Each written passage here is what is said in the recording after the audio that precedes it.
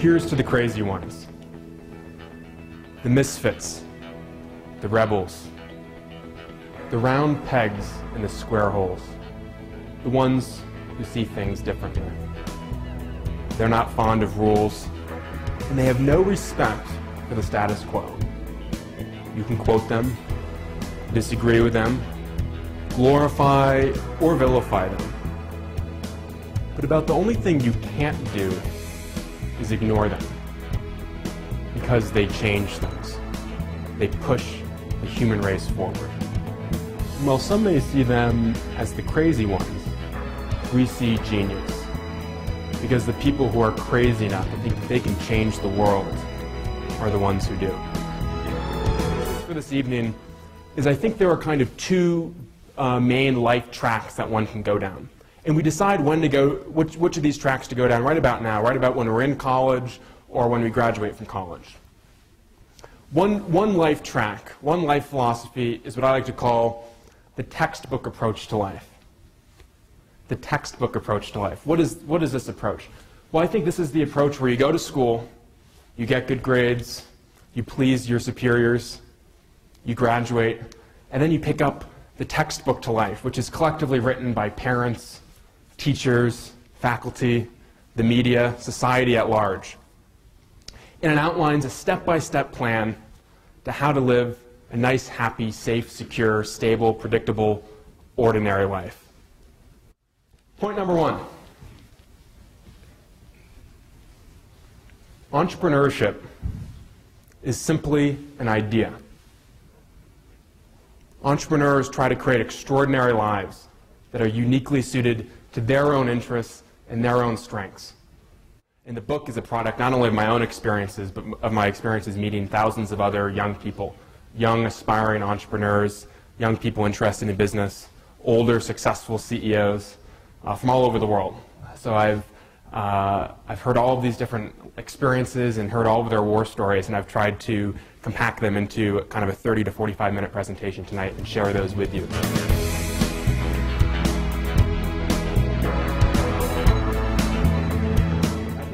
Far too much time focused on trying to compensate for our weaknesses and far too little time trying to maximize our strengths. Right? So my theory is that we're all good at some things and bad at other things. We should try to become unstoppable in the things we're good at and then surround ourselves with people who can compensate for the things we're not good at. If you think you're really good at communication, you think you're really good at selling and persuading, try to find activities within this cooperative or elsewhere that allow you to really maximize that strength. And don't worry about the things you're not so good at. But I think sometimes the self-help culture that we find ourselves in is all about trying to become pretty good at everything. Far better, in my opinion, to be extraordinary in a few things and find activities suited to that extraordinariness and surround yourself by people who can help on the things you're not so good at. Again, think Apple Computer, think different. They challenge the status quo. They're kind of reckless. They don't strive for the 4.0, either literally or metaphorically. It doesn't matter if you're 15 or 50, right? If you're 50 and you start a software company selling hosted software to local governments, you have no experience in software and no experience in the public sector, you have as much a credibility issue as I did. I think of all the things you guys are involved in as really energetic small businesses. Some more entrepreneurial than others, but then they're all business operations that I think very much deserve an entrepreneurial perspective. To try to constantly minimize costs, be more efficient in what you're doing, be happier about what you're doing, be more fulfilled about what you're doing. Optimism, I really do believe, is a state of mind that one can cultivate. Now, what's interesting about optimism, as it's been studied by the burgeoning field of positive psychologists, is that pessimists tend to see reality accurately, and optimists distort reality in a self-serving direction. They attribute their successes to effort instead of luck, and they dismiss their failures as due to circumstance as opposed to their own personal failings.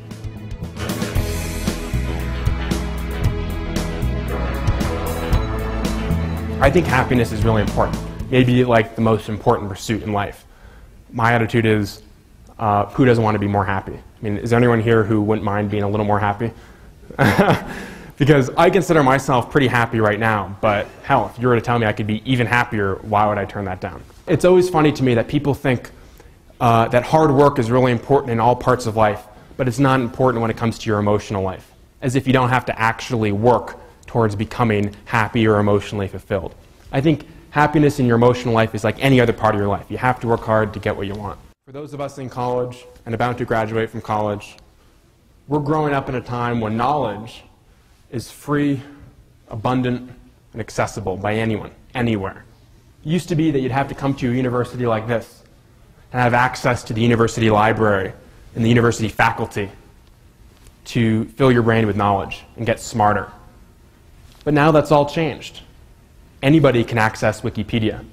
Anybody can access lectures that are posted online for free from some of the world's greatest universities.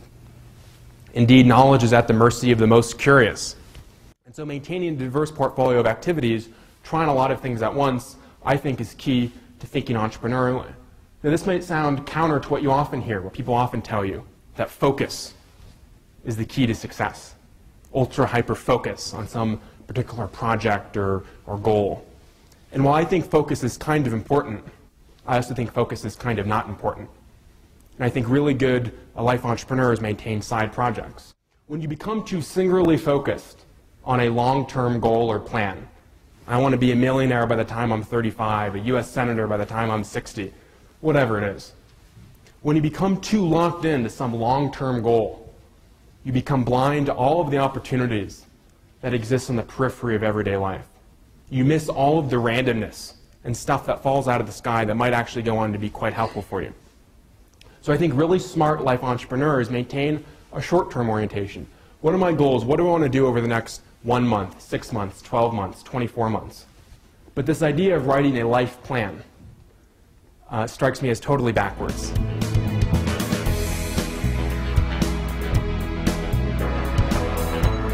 Talking is very easy. Acting is very hard. A lot of people spend their whole lives talking about stuff. I have an idea, you have an idea, she has an idea, he has an idea.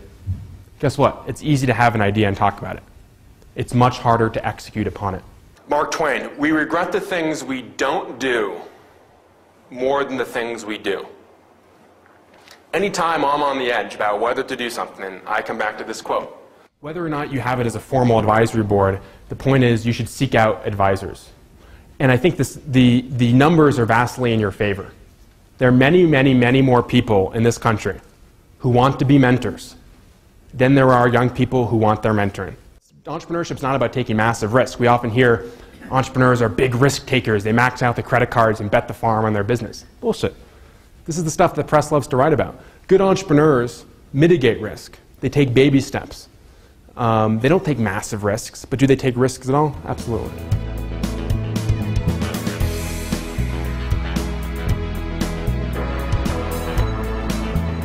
So entrepreneurs tend to be creative people. Who here considers themselves creative? Okay, maybe a quarter of the room. Well, here's my proposition. All of you are creative because all of you are human beings, and human beings are some of the most creative people on earth. And one of the big problems with creativity is when people don't consider themselves creative. That's the first impediment to being creative. So I think all of us, when we walk out of this room, need to declare, I am a creative person. Business plans are a great thinking exercise to flesh through some of the business fundamentals. But the moment it comes out of the printer is the moment it's out of date. And from then on, you need to be out into the world, out in the market, doing stuff, collecting feedback, iterating, and adapting on the fly.